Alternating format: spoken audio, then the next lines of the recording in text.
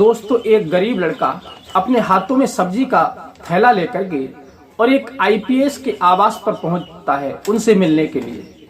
और उस आवास में घुसने ही वाला होता है, तब तक वहां जो पहरेदार होता है वो रोक लेता है और कहता है कि भाई अंदर कहाँ जा रहे हो, किससे मिलना है तुम्हें, जरा मुझे बताओ। तब वो लड़का कहता है कि अरे भाई साहब, ये जो यहाँ की आईपीएस हैं, मैं उनका भाई हूँ, मैं उनसे मिलने जा रहा हूँ। ये बात जब वो पहरेदार सुनता है तो वो हिचक जाता है और वो सोचने लगता है कि ऐसे कैसे हो सकता है कि एक आईपीएस का भाई ऐसे कैसे हो सकता है कि एक आईपीएस का भाई इतनी गरीबी हालत में, और वो भी हाथ में सब्जी का थैला।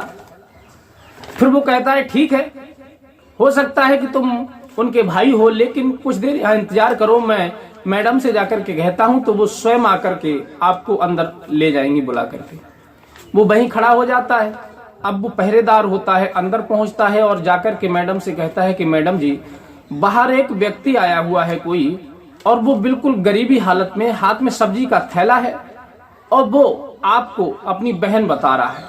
ये बात जब वो मैडम सुनती हैं तो वो कहती हैं कि ठीक है, अगर ऐसी बात है तो मैं आती हूँ, उससे कहो कि थोड़ी देर इंतजार करे। अब वो वॉचमैन निकल करके आता है और कहता है कि भाई थोड़ी देर रुको, मैडम आ रही हैं। कुछ देर के बाद जब वो मैडम निकल करके आती हैं और जैसे ही वो उस व्यक्ति पर नजर डालती हैं तो यकीन मानिए कि वो मैडम इस हिसाब से उस व्यक्ति के साथ व्यवहार करती हैं जिसके बारे में कोई कल्पना भी नहीं कर सकता होगा। वो मैडम उस भाई को पहचानने से इनकार कर देती हैं और वो भाई अपनी आंखों में आंसू भर लाता है। ये बर्ताव उसके साथ में वो करती हैं जिसके बारे में किसी ने विचार भी नहीं किया होगा। और आप यकीन मानिए कि इस कहानी को जब आप पूरा सुनेंगे तो आपकी आंखों में आंसू जरूर आ जाएंगे। इतनी दर्द भरी कहानी है कि एक भाई ने सब कुछ करके, परेशानी उठा करके, हर परेशानी से जूझ करके अपनी बहन को इस लायक बनाया, और वही बहन एक दिन अपने उस भाई को पहचानने से इनकार कर रही है। जब वो आईपीएस बन गई तो उसने जो बर्ताव किया वो तो कोई दुश्मन के साथ भी नहीं करता होगा। तो आइए विस्तार से जान लेते हैं पूरी कहानी को कि आखिर उस बहन ने अपने गरीब भाई के साथ कैसा बर्ताव किया था। तो वीडियो के अंत तक आप जरूर बने रहिए। कहानी शुरू करने से पहले आपसे एक ही निवेदन है कि अगर आप हमारे चैनल पर नए हैं तो प्लीज हमारे चैनल को सब्सक्राइब कीजिए और हमारी वीडियो को लाइक जरूर कर दीजिएगा, जिससे हमारा हौसला बढ़ता रहे और हम इसी प्रकार की कहानी आपको लेकर के आते रहें। तो आइए शुरू करते हैं। नमस्कार, प्रणाम, मैं हूँ रितेश कुमार। दरअसल आज की जो सच्ची कहानी मैं आपको सुनाने के लिए जा रहा हूँ, ये सच्ची कहानी बहुत ही दर्द भरी कहानी है और आप सुनेंगे तो भावुक जरूर हो जाएंगे। दर्शकों, ये कहानी इसी उत्तर प्रदेश का एक जिला पड़ता है आगरा। आगरा की ये कहानी है। आगरा में एक परिवार रहा करता था, बहुत ही गरीब परिवार था। एक व्यक्ति पति पत्नी के साथ रहता था। उसके 2 बच्चे थे, एक लड़की थी और एक लड़का था। बड़ा लड़का था जिसका नाम छोटू था और लड़की थी छोटी जिसका नाम पल्लवी था। वो बड़े लाड़ प्यार से वो अपने बच्चों को व्यक्ति पालता था, किसी चीज की कमी नहीं होने देता था। दोनों बच्चों को पढ़ने के लिए स्कूल भेजा करता था, लेकिन जो छोटू होता है उसका मन पढ़ाई में नहीं लगता और लड़की जो होती है वो पढ़ाई में होशियार होती है। उसके पिता कहते हैं कि तू नालायक है, तू जब पढ़ेगा नहीं तो हमारे पास इतनी दौलत भी नहीं है कि तू हमारी दौलत पर बैठ करके अपना जीवन काट लेगा। अरे पढ़ लिख ले, अभी हम जीवित हैं, कुछ बन जाएगा, कुछ अपना रोजगार करने लगेगा, और तू ध्यान ही नहीं दे रहा है। वो लड़का कहता है कि पिताजी, मेरा मन बिल्कुल पढ़ाई में नहीं लग रहा है, आप ऐसा करो इस बहन को पढ़ा दो, ये पढ़ने में होशियार है।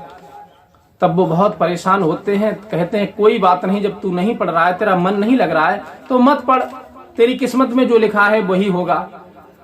अब वो उस लड़की के लिए पढ़ाते हैं और वो लड़का जो होता है उसके लिए वो अपने दोस्त के यहाँ भेज देते हैं, क्योंकि उनका दोस्त जो था दिल्ली में रह करके सब्जी का काम किया करता था। वो बस उसी के पास भेज देते हैं और कहते हैं कि इस नालायक को अपने पास रखो, जो भी हो वो इसे देना और अपने पास रखना और इससे काम करवाना, क्योंकि पढ़ने नहीं जाता है। छोटू जो होता है अपने पिता के दोस्त के यहाँ चला जाता है, दिल्ली रहने लगता है, सब्जी का काम करने लगता है। लड़की पल्लवी पढ़ने के लिए जाने लगती है स्कूल में कुछ दिन के बाद अकस्मात ऐसा होता है कि उस व्यक्ति की मौत हो जाती है। पति पत्नी दोनों ही एक हादसे में खत्म हो जाते हैं।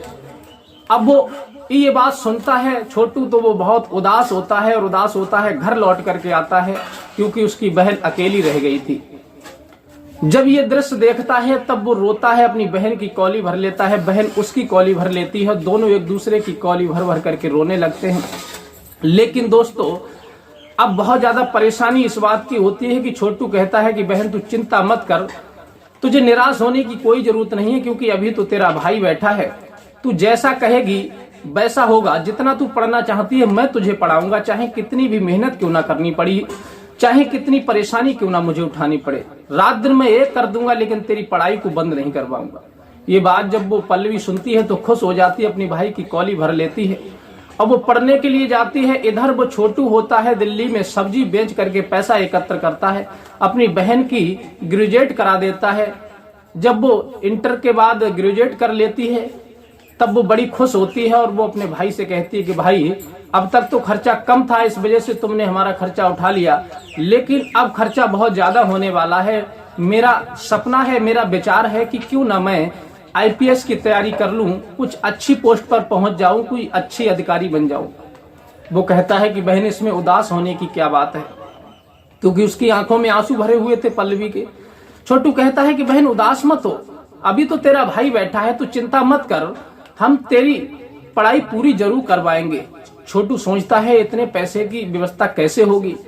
तब वो अपनी बहन को दिल्ली ले जाता है, अपने साथ वहीं रखता है और जो भी पैसा मिलता है उससे अपना गुजर बसर दोनों का चलता है, पढ़ाई भी करता है। लेकिन वो सोचता है कि इस पैसे से इसकी पढ़ाई हो नहीं पाएगी, तो जो गांव में उसके पिता का जो घर था, पुश्तैनी घर था, उसको वो गिरवी रख देता है। सोचता है कि पैदा करके बाद में छुटा लेंगे, अभी बहन की पढ़ाई हो जाएगी, कुछ कामयाब हो जाएगी तो बाद में छूट जाएगा।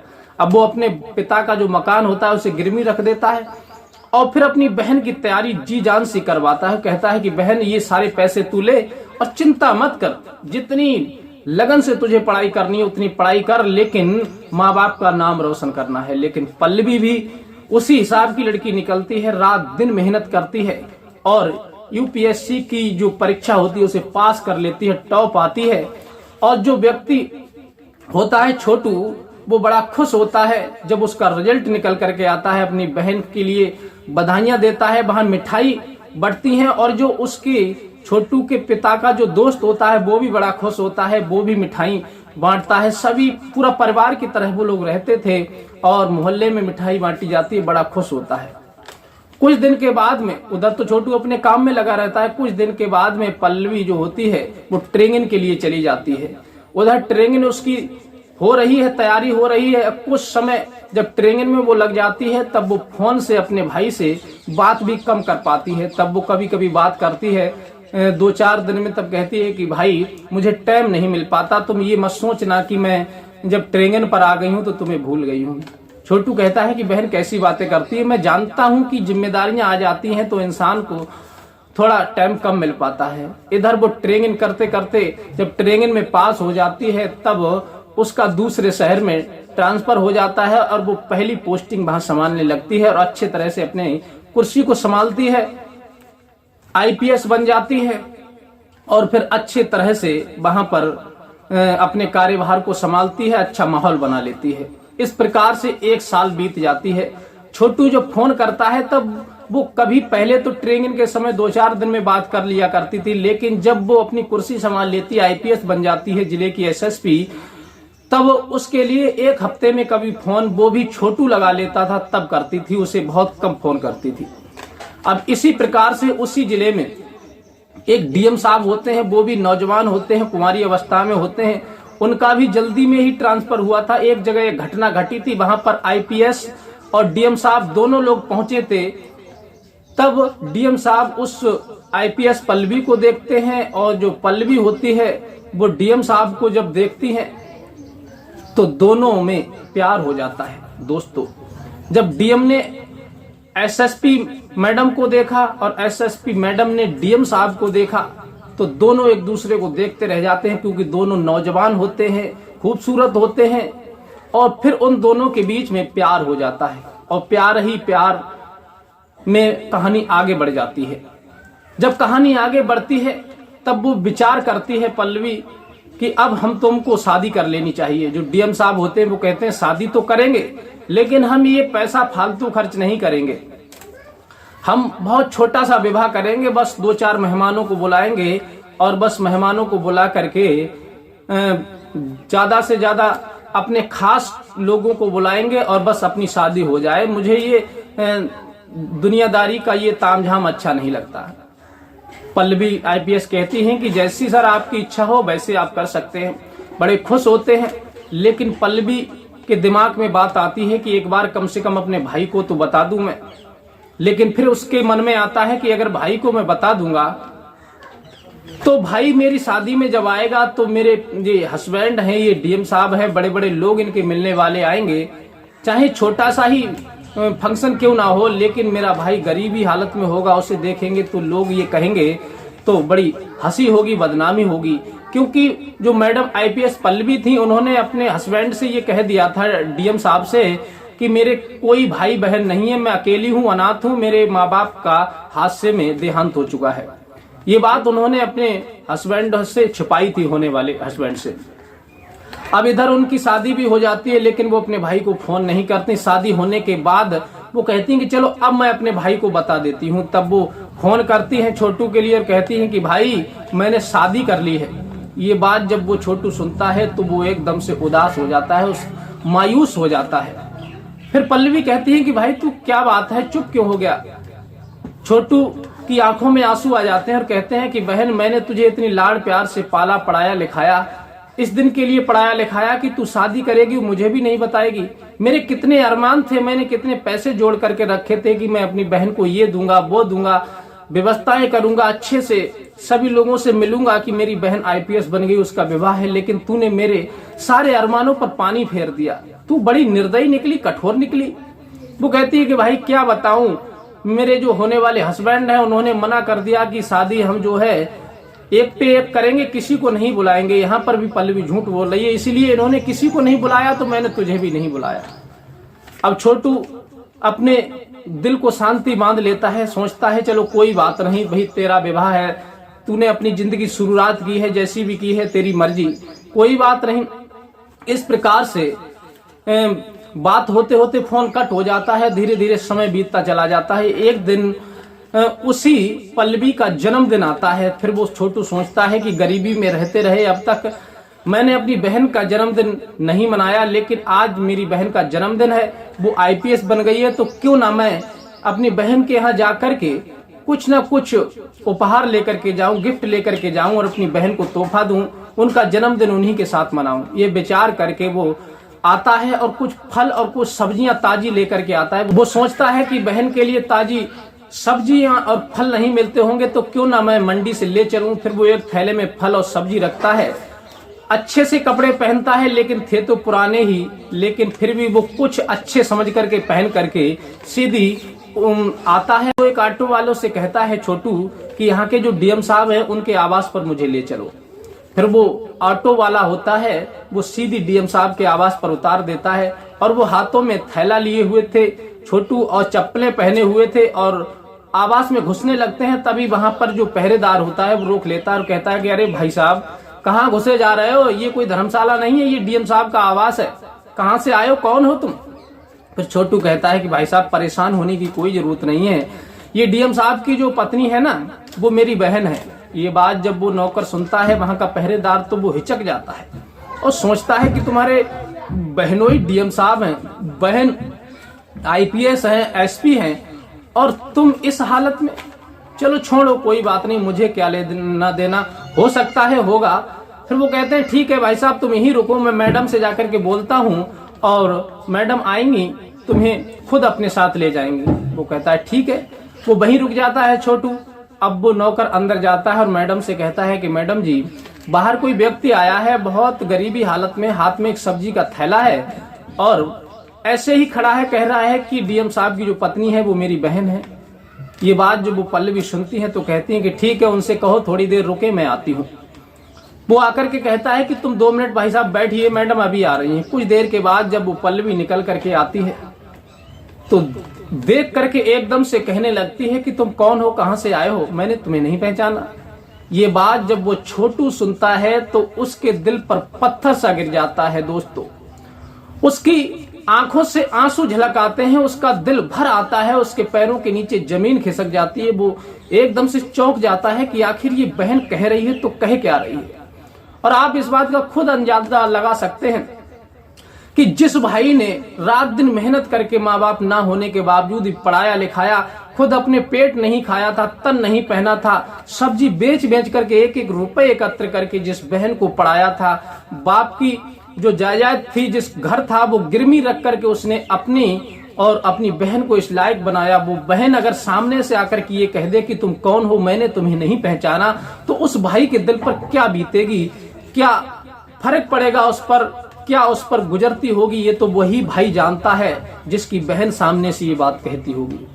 ये बात जब वो कहती है तो उसकी आंखों से आंसू छलक आते हैं, गालों पर रेंगने लगते हैं और वो भाई कहने लगता है कि मैडम जी मुझे माफ कर देना, मैं आपके हाथ जोड़ता हूँ, मैं गलत एड्रेस पर आ गया, मुझे नहीं पता था, मुझे तो ये पता था कि इस आवास में मेरी बहन रहती है, लेकिन मैंने गलती की जो मैं आपके आवास पर आ गया, मैं गलत एड्रेस पर आ गया। ये कह करके वो तुरंत वहीं से वापस हो जाता है और जो पल्लवी होती है वो एकदम से लौट करके भागती है और कमरे में जाकर के अपने बेडरूम पे गिर जाती है और रोने लगती है फक फक कर। तभी उनका जो पति होता है डीएम, वो सुनते हैं कान लगा कर कि आखिर पल्लवी जो थी बाहर गई और लौट करके रोने क्यों लगी। फिर वो दरवाजा खटखटाते हैं और दरवाजा खटखटाने के बाद वो जब किवाड़ खोलती हैं कुछ देर के बाद में तो अपने आंसू को पूंछ लेती हैं, ये प्रतीत नहीं होने देती कि ये मैं रो रही थी, लेकिन वो समझ जाते हैं क्योंकि उन्होंने रोने की आवाज सुन ली थी डीएम साहब ने। और वो पूछते हैं कि आखिर पल्लवी बात क्या है, तुम मुझसे जरूर कुछ ना कुछ भेद छुपा रही हो, आखिर जो बाहर व्यक्ति आया था वो कौन था और फिर तुम उसके पास से आकर के इतनी बुरी तरह से क्यों रोने लगी थी। फिर वो कहती नहीं कोई बात नहीं है, मैं तो ऐसे ही रोने लगी थी, मुझे अपनों की याद आ गई थी। तब वो कहते हैं कि नहीं तुम झूठ बोल रही हो, मुझसे कुछ छिपाने का प्रयास कर रही हो, आखिर सच बताओ बात क्या है। तब वो फिर से रोने लगती है, अपने पति की कौली भर लेती है और कहती है कि मैं आपसे झूठ बोली थी, मेरा ही भाई था जिसने मुझे मेहनत मजदूरी करके पढ़ाया लिखाया, यहाँ तक कि अपना घर गिरवी रख करके मुझे आईपीएस बनवाया था, वही भाई आया था तो मैंने उसे पहचानने से इसलिए इनकार कर दिया कि मैंने पहले तुम्हें कोई सच्चाई नहीं बताई थी और मेरा भाई गरीब है और तुम शायद मेरे प्यार को ठुकरा ना दो, मुझे अपनी नजरों में ना गिरा दो। तब वो डीएम साहब कहते हैं कि तुम पागल हो गई हो, अरे ऐसे भाई की तो पूजा करनी चाहिए, जिस भाई ने तुम्हें इस लायक बनाया उसी भाई को तुम ठुकरा रही हो। अरे जब तुम इस लायक हो तो मुझसे डीएम ना जाने कितने तुम्हें मिल जाएंगे, लेकिन ऐसा भाई तुमको नहीं मिलेगा जो स्वयं अपने तन ना पहन करके ना खा करके अपनी इच्छाओं को मार करके तुम्हें इस लायक बनाया, उस भाई को तुमने ठुकरा दिया। इसी समय तुरंत फोन करके अपने भाई को बुलाओ और उनसे माफी मांगो। फिर पल्लवी तुरंत अपने पति के कहे अनुसार फोन करती है, लेकिन फोन गुस्से में वो नहीं उठाता। फिर वो डीएम साहब अपनी मोबाइल से नंबर लगवाते हैं और कहते हैं कि तुरंत अपने भाई को वापस बुलाओ। तब वो छोटू फोन उठा लेता है क्योंकि नया नंबर होता है। तब वो पल्लवी कहती है कि भैया मुझे माफ कर दो, मैंने तो ऐसे ही केवल कह के देखा था, तुम तो बुरा मान गए, मैं बहुत शर्मिंदा हूँ, मुझे क्षमा कर दो और तुम वापस आ जाओ। वो कहता है कि नहीं बहन, मैं वापस नहीं आ सकता क्योंकि मेरा दिल टूट चुका है और तुम अपनी जिंदगी में अगर खुश हो तो खुश रहो, मुझे कोई दिक्कत नहीं है, मैं बस यही सोच करके खुश रहूंगा कि तुम खुश हो। ये बात जब वो नहीं मानता है तब डीएम साहब फोन ले लेते हैं और कहते हैं कि साले साहब वापस घर आ जाओ, अगर तुम नहीं आओगे तो मैं तुम्हें अभी इस समय पुलिस से पकड़वा लूंगा, तब तो आओगे। तब वो कहते हैं कि चलो जीजा जी कह रहे हैं इस बात को तो मुझे उनकी बात माननी चाहिए। तब वो तुरंत वहां से लौट करके आता है, हाथ में सब्जी का थैला होता है, फल का थैला होता है और आकर के आवास में खड़ा हो जाता है और कहता है कि यहाँ की जो मैडम है डीएम साहब है उन्हें बुला दीजिए। ये दृश्य वो सब देख रहा था पहरेदार, और वो पहरेदार मुस्कुराने लगता है, उसकी आंखें भर आती हैं और कहते हैं कि भाई साहब हमें अब क्यों शर्मिंदा कर रहे हो, आप जाइए, आपकी तो बहन का घर है। वो कहते हैं कि नहीं आप उन्हें बुला दीजिए। तब वो पहरेदार फिर जाता है और कहता है कि वही व्यक्ति फिर आया है आपसे मिलने के लिए। ये बात जब वो सुनते हैं तो डीएम साहब और वो मैडम दोनों दौड़ करके आते हैं और वो पल्लवी बाहर ही अपने भाई की कौली भर करके रोने लगती हैं और हाथ जोड़ती हैं कि भाई मुझे माफ कर दीजिए। डीएम साहब कहते हैं यही सारी शिकवे गिले मिटा लोगी, अंदर भी लेकर चलोगी ने। तब वो अंदर लाती हैं और अच्छी तरह से अपने भाई को खिलाती पिलाती हैं और कहता है वो छोटू की बहन, मैं तुम्हारे लिए ताजी सब्जी और ताजे फल लेकर के आया था, इन्हें स्वीकार कीजिए। मैंने सोचा था कि तुम्हारा जन्मदिन है, कभी जन्मदिन नहीं मनाया था गरीबी में, आज सब कुछ हो तुम्हारे पास में और मैंने भी कुछ पैसे एकत्र कर लिए, तो इस वजह से मैं तुम्हारे पास आया था तुम्हारा जन्मदिन मनाने के लिए।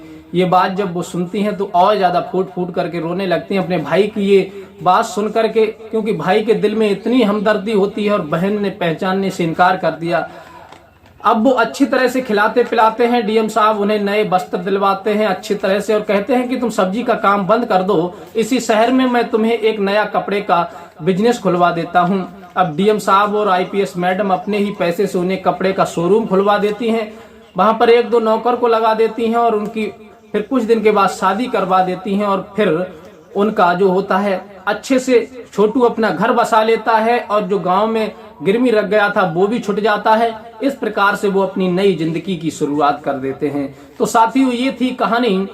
ये कहानी से आपको क्या सीख मिली, आप क्या कहना चाहेंगे इस कहानी के बारे में? आपकी जो भी राय हो अपनी राय हमें कमेंट में दे सकते हैं और वीडियो अच्छी लगी हो तो अपने यार दोस्तों को भी शेयर कीजिए और मिलते हैं इसी प्रकार की कोई नेक्स्ट कहानी घटना के साथ। तब तक के लिए दीजिए इजाजत, नमस्कार।